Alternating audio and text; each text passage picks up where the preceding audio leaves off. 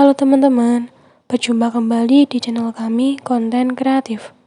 Kali ini kami akan membahas mengenai materi zat adiktif dan aditif. Nah, bagaimana pembahasannya? Yuk kita simak saja langsung video berikut ini.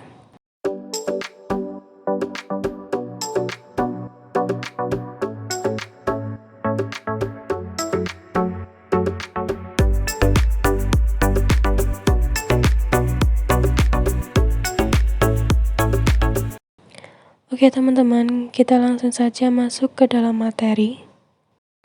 Zat adiktif dan aditif. Apa yang dimaksud zat aditif?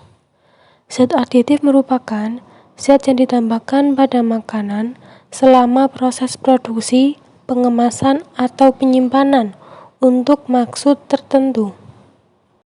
Zat aditif ada 4 macam. Yang pertama ada pewarna, pemanis, pengawet, dan penyedap. Saya akan jelaskan satu-satu. Yang pertama untuk pewarna. Pewarna sendiri ada yang termasuk pewarna alami dan ada yang termasuk pewarna buatan.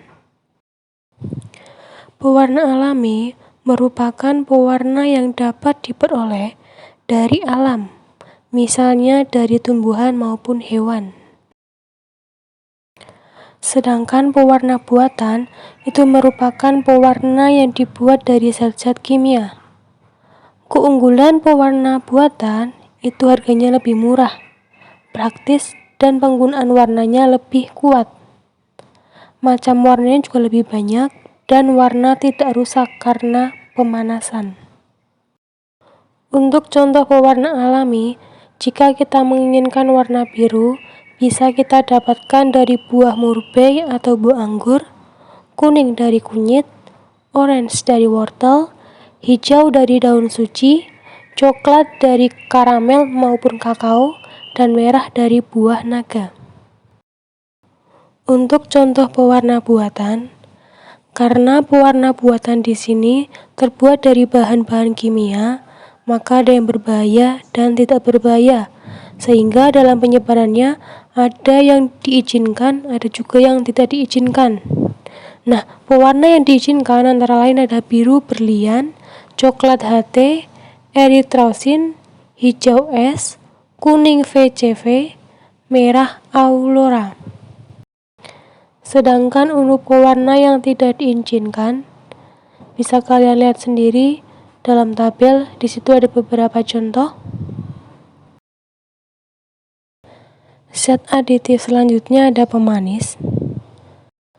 Pemanis ada yang alami dan ada yang buatan. Pemanis alami yaitu pemanis yang dibuat dari bahan alami, yaitu seperti tumbuhan. Sedangkan pemanis buatan itu pemanis yang dibuat dari bahan-bahan kimia. Pemanis alami contohnya ada gula pasir, gula kelapa, gula aren, gula lontar, dan bit. Sedangkan pemanis buatan contohnya aspartam, sakarin, asesulfam, kalium, dan siklamat. Selanjutnya ada pengawet. Tujuan pengawetan makanan adalah untuk mempertahankan kondisi lingkungan pada bahan makanan, untuk mencegah perkembangan mikroorganisme atau mencegah terjadinya reaksi kimia tertentu yang tidak diinginkan dalam suatu makanan, seperti pada saat roti berjamur maupun makanan yang basi. Agar tidak terjadi hal tersebut, maka sebelumnya makanan bisa kita awetkan. Yang terakhir ada penyedap. Penyedap makanan adalah bahan tambahan makanan yang tidak menambah nilai gizi. Penyedap makanan sebagai penguat rasa protein, penurun rasa amis pada ikan, dan penguat aroma buah-buahan. Penyedap ada penyedap rasa, ada pemberi aroma. Yang pertama penyedap rasa. Penyedap rasa ada yang penyedap rasa alami, ada penyedap rasa sintetis. Contoh penyedap rasa alami ada bawang putih, gula, garam, udang, teri, dan kaldu ayam atau sapi.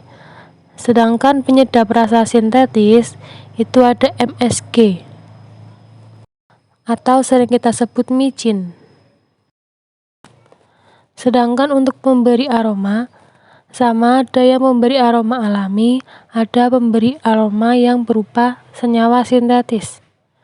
Contoh pemberi aroma dari bahan alami ada ekstrak buah stroberi, buah anggur, minyak atsiri atau buah-buahan yang lain.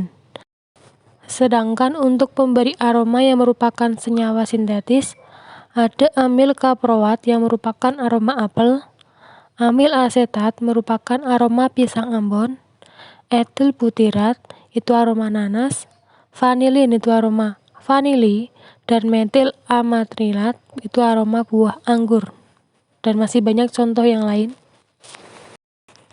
Nah, itu semua tadi merupakan zat aditif. Nah, selanjutnya kita bahas zat adiktif. Zat adiktif merupakan bahan makanan atau minuman yang dapat menimbulkan kecanduan pada penggunanya. Zat adiktif ada yang digolongkan zat adiktif bukan narkotika dan psikotropika, ada yang merupakan zat adiktif narkotika, dan ada yang merupakan zat adiktif psikotropika. Saya akan menjelaskan terlebih dahulu yang zat adiktif bukan narkotika dan psikotropika.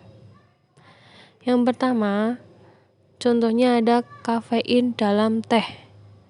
Yang kedua, ada kafein dalam kopi.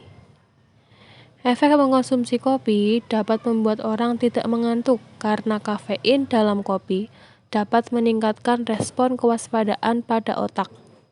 Manfaat kopi bagi kesehatan itu dapat mencegah penyakit Parkinson, kanker usus, kanker lambung, dan kanker paru-paru. Contoh lain ada nikotin dalam rokok. Nikotin dalam rokok dapat menyebabkan orang menjadi berkeinginan untuk mengulang dan terus-menerus berrokok. Selanjutnya, zat adiktif yang termasuk narkotika. Sebelumnya, saya akan menjelaskan terlebih dahulu apa pengertian dari narkotika. Narkotika adalah zat atau obat yang berasal dari tanaman atau bukan tanaman, baik sintetis maupun semi-sintetis, yang dapat menyebabkan penurunan atau perubahan kesadaran, hilangnya rasa, mengurangi sampai menghilangkan rasa nyeri, dan dapat menimbulkan ketergantungan. Bahan-bahan yang termasuk narkotika ada banyak, contohnya opium, kokain, ganja, heroin, dan amfetamin. Selanjutnya, zat adiktif yang termasuk psikotropika. Zat psikotropika dapat menurunkan aktivitas otak atau merangsang susunan saraf pusat dan menimbulkan kelainan perilaku, disertai halusinasi, ilusi, gangguan cara berpikir, dan perubahan alam perasaan. Oke teman-teman, selesai sudah pembahasan kita kali ini. Bagaimana? Mudah bukan memahaminya? Nantikan video-video berikutnya. Jangan lupa like, comment, and subscribe. See you!